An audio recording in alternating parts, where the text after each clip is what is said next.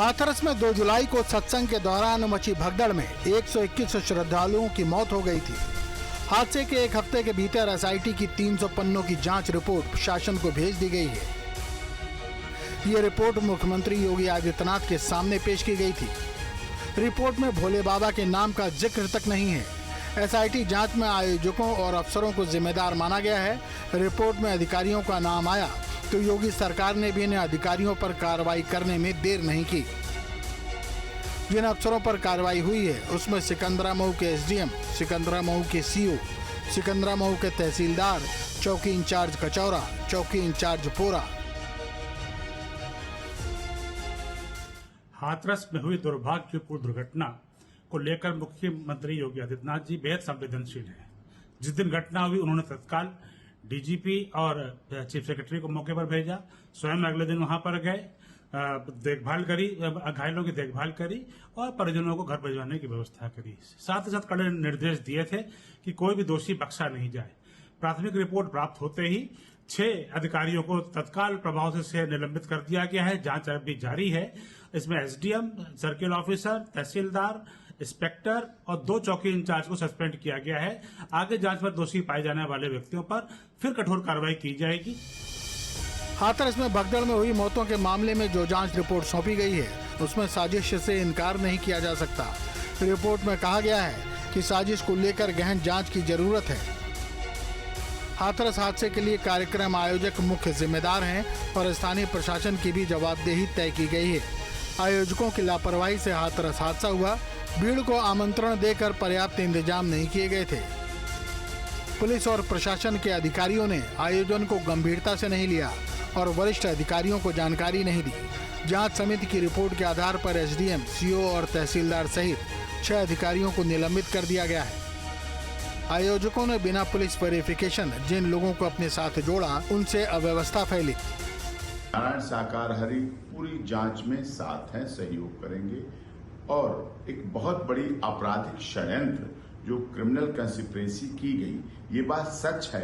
मैं प्रारंभ से कह रहा हूं, ये आपराधिक षड्यंत्र नारायण साकार हरि के लिए, मानव मंगल मिलन सद्भावना समागम के लिए, सनातन के लिए किस तरह से हुआ और साथ में सरकार को भी अस्थिर करने के लिए किया गया। उत्तर प्रदेश सरकार को ऐसी बड़ी दुखद घटना से अस्थिर किया जाए, इसलिए ऐसी घटना को अंजाम दिया गया।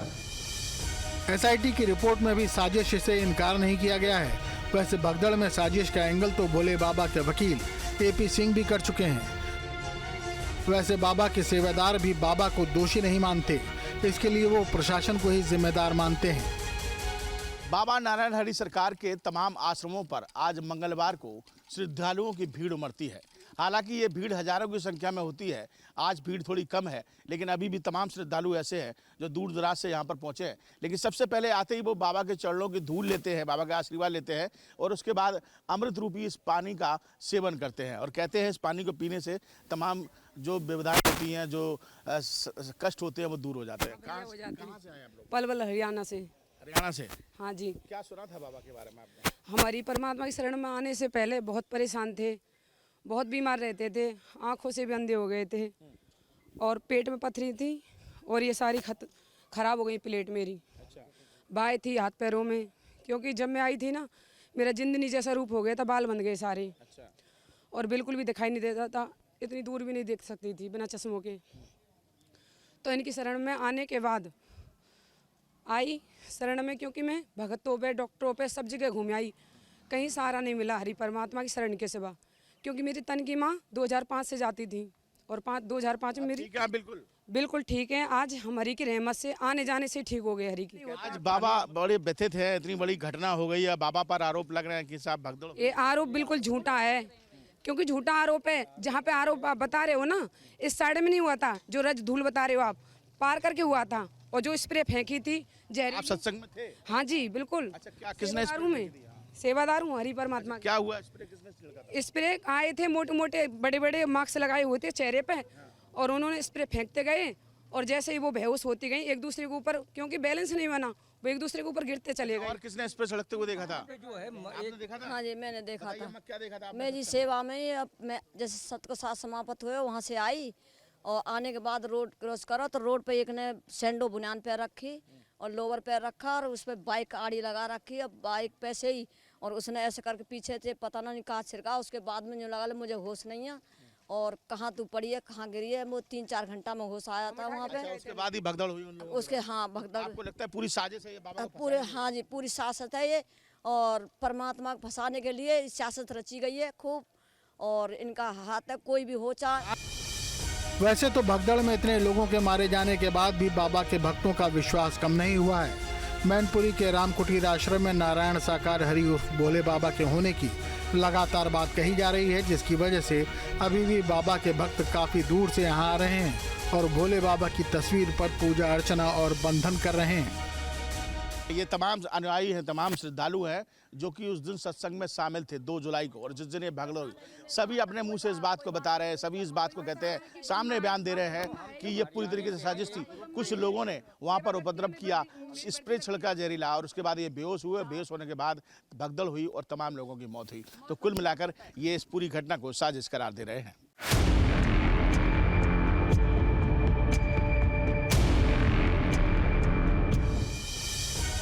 सूरजपाल सिंह जाटव उर्फ नारायण साकार हरि उर्फ भोले बाबा को लेकर खुलासों का सिलसिला अब भी जारी है और ये खुलासे हाथरस हादसे पर नहीं हैं, न ही सत्संग और व्यक्तिगत जीवन पर, बल्कि ये खुलासे हैं बाबा की राजदार, उनके साथ मंच पर बैठने वाली महिला प्रेमवती पर।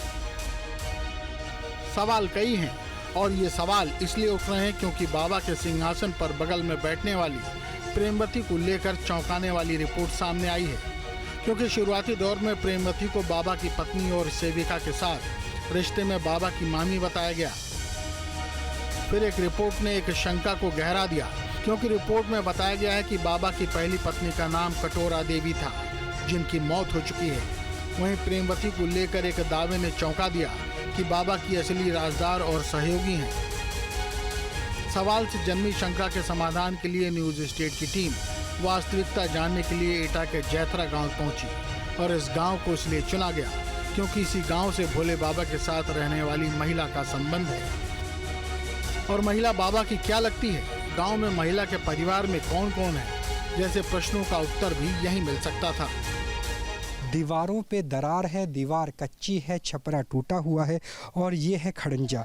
बारिश के वक्त, अब शुक्र की बात है कि यहाँ पे बारिश नहीं हुई है, लेकिन बारिश के वक्त यहाँ पर चलना भी बेहद दूभर हो जाता है। यहाँ पर पक्के मकान भी इक्का दुक्का है, दूसरा एक पक्का मकान है वो यहाँ पे ज़रूर नज़र आ रहा है।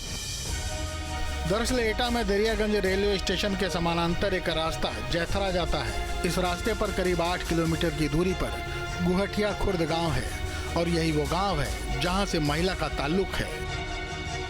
हालांकि इस गांव के रास्ते में जितने भी गांव हैं, वहां सूरजपाल उर्फ भोले बाबा के बारे में पूछने पर कोई जवाब नहीं मिलता और जब उबड़ खाबड़ गांव में टीम पहुंचती है तो पसरा हुआ सन्नाटा कई संदिग्ध सवाल खड़े करता है। हालांकि मिश्रित जाति वाले इस गांव के एक हिस्से में जाटो समाज के लोग रहते हैं और वो बाबा के बारे में न तो कुछ बोलना पसंद करते हैं और न ही सुनना। लेकिन सच्चाई सन्नाटे में छिप नहीं सकती। हमारी टीम ने सबसे पहले इस बात की पुष्टि की कि यही गांव सूरजपाल उर्फ नारायण साकार हरि उर्फ भोले बाबा का ससुराल है। लेकिन शादी की कहानी बेहद पेचीदा सी लगी। कहानी में पेचीदगी थी सूरजपाल सिंह जाटव की शादी से जीवन में परिवर्तन। दावे के तहत सूरजपाल की शादी के बाद ही उनके दिन बदल गए।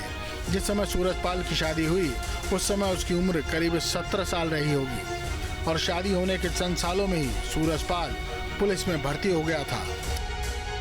यानी इसके बाद उसके जीवन में जो भी उतार चढ़ाव आए, सूरजपाल के हर काम में उसकी पत्नी प्रेमवती शामिल रही। इसीलिए वो अब भी सूरजपाल के साथ ही सत्संग के दरबार में भी बैठती हैं। अब बाबा बने तक बाद कभी आए ही नहीं। बाबा बनने से पहले आए थे? पहले आते जाते थे। तो क्या वजह थी कि बाबा बनने के बाद क्यों नहीं आए? वो तो सब दुनिया से रिश्ते ही खत्म कर दिया था, संपर्क नहीं रखा। अच्छा, तो उन्होंने कहा कि मैं ईश्वर बन गया हूँ तो अब मेरा कोई रिश्ता नहीं, कोई रिश्तेदार नहीं। ईश्वर नहीं कर रहे, परमात्मा के भक्त रहे, परमात्मा का नाम लेते थे और लिबाते थे। तो उनका नेचर कैसा रहता है? क्या वहाँ मिल ही नहीं पाते, वहाँ भीड़ में पहुँच ही नहीं पाते। अच्छा, आप भी नहीं मिल पाते? नहीं, कभी नहीं। शादी के बाद सूरजपाल इस गांव में भी आता जाता रहा है, लेकिन जैसे ही सूरजपाल ने आध्यात्मिक अवतार लिया, उसके बाद गांव में आना जाना न के बराबर हो गया। और इस शादी का गवाह है सूरजपाल की पत्नी प्रेमवती का परिवार, जो अब भी इसी गांव में रहता है। पाने के नाते तो इज्जत तो देना ही है, हैं? और देते आते जाते रहे। और परमात्मा है या ना, परमात्मा का भजन कराते करते हैं। आप उनके सत्संग में जाते हैं क्या? हम कहूँ साल खंड में एक आध बार, हमें खेती थोड़ा नहीं है। यानी सूरजपाल उर्फ भोले बाबा के ससुराल में अब भी प्रेमवती के परिवार के सदस्य मौजूद हैं। इनमें उसका एक भाई मेवाराम है, जिसे अभी लोग नेताजी के नाम से जानते हैं। उनकी 5 बेटी और 3 बेटे हैं और वो अपने आम के बाग और खेतों में काम करते हैं। इसका मतलब है कि बाबा के साथ उनके सिंहासन पर बगल में बैठने वाली महिला प्रेमवती कोई और नहीं बल्कि उनकी पत्नी है। और उसके साथ सूरजपाल का विवाह 1968 में ही हो चुका है। इसलिए बाबा के हर राज को वो जानती है, यहाँ तक कि बाबा के हर काम में बराबर शामिल भी रही है। इसलिए संदेह और सवालों में भी वो घिर गई है।